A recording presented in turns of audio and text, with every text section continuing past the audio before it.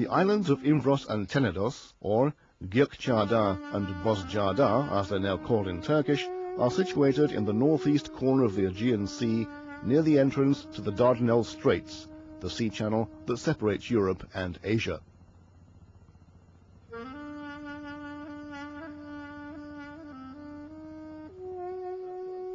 From time immemorial, Imvros and Tenedos have been inhabited by peoples of Hellenic origin, speaking the Greek language and passing on their Greek heritage and customs since earliest times.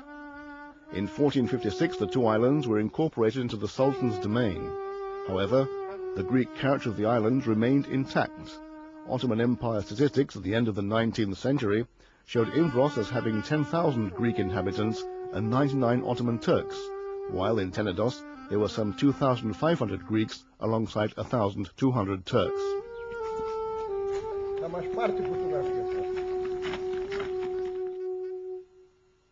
During the Balkan Wars in November 1912, a Greek naval victory wrested Imvros and Tenedos, as well as the rest of the northeastern Aegean islands, from the Turks.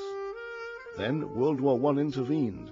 The Gallipoli campaign saw the British take control of the two islands, which were handed over to Greece again by the Treaty of Sèvres in 1920. Greek rule was brief. It ended in 1922, after a disastrous Greek campaign in Asia Minor. The end of that war entailed a general political rearrangement in the area, enshrined by the Lausanne Treaty.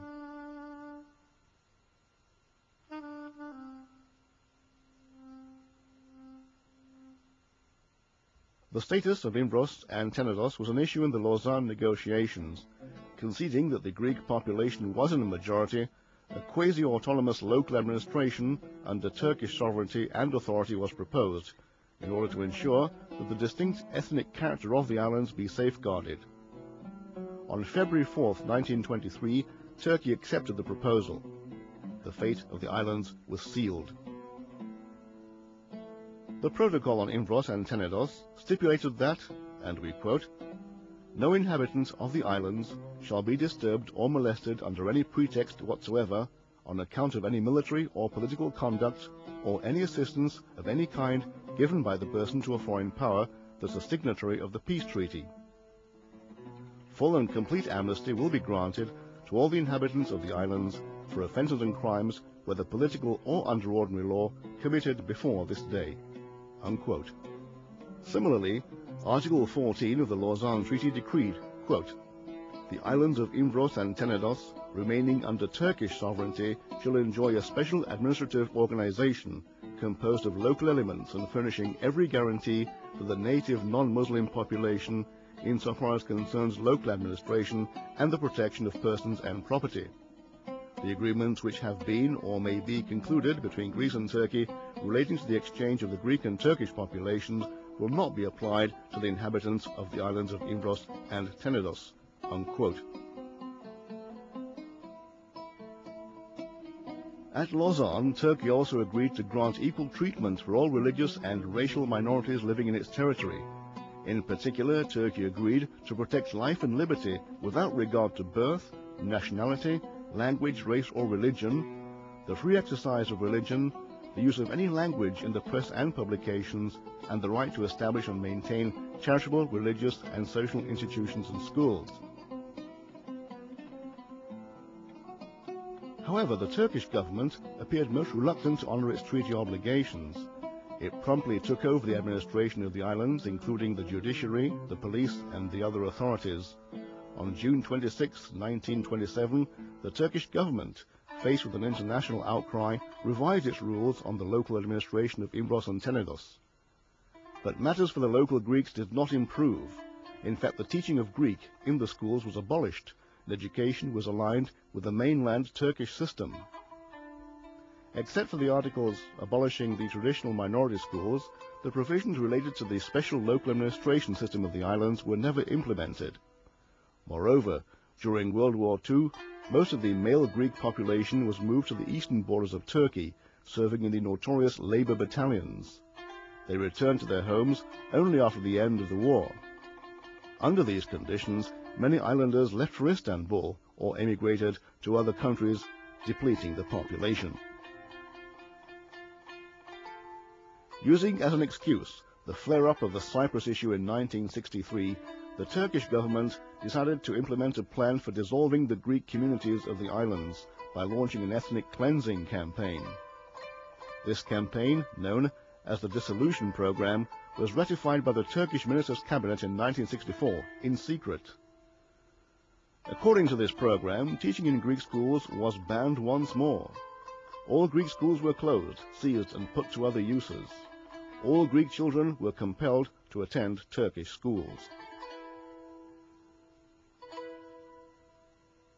Most of the 300 country churches on Imvros Tenedos have either been destroyed or desecrated, turned into stables, army depots, and public toilets, following the fate of the 3 centuries-old Orthodox monasteries on the island, which have been razed to the ground since the 1940s. Countless religious and liturgical objects were routinely looted. Greek cemeteries were also desecrated.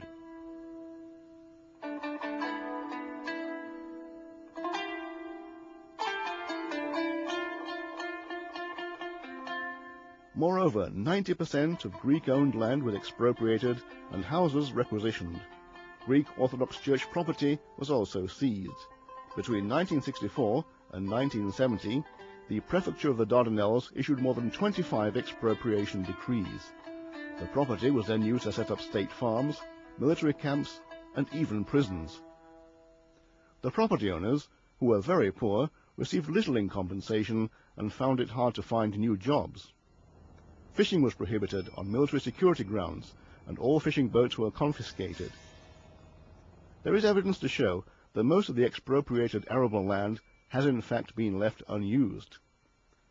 Turkish official documents reveal that the state farm established on Imvros on land expropriated in the mid-1960s, about 16 million square meters, remained practically inert. Nearly 13 million square meters was taken up by new villages for Turkish settlers. Almost 1 million square meters was used to build an airport, but despite work on it starting in 1997, there's still nothing but an unfinished airstrip.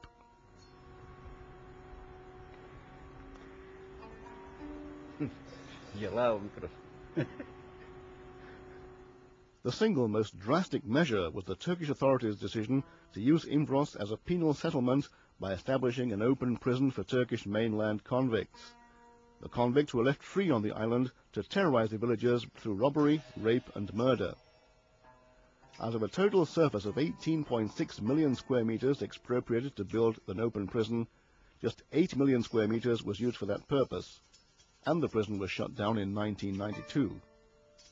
According to British Foreign Office documents, the ultimate intention of the Turkish authorities was to drive the Greek inhabitants out of Imvros altogether.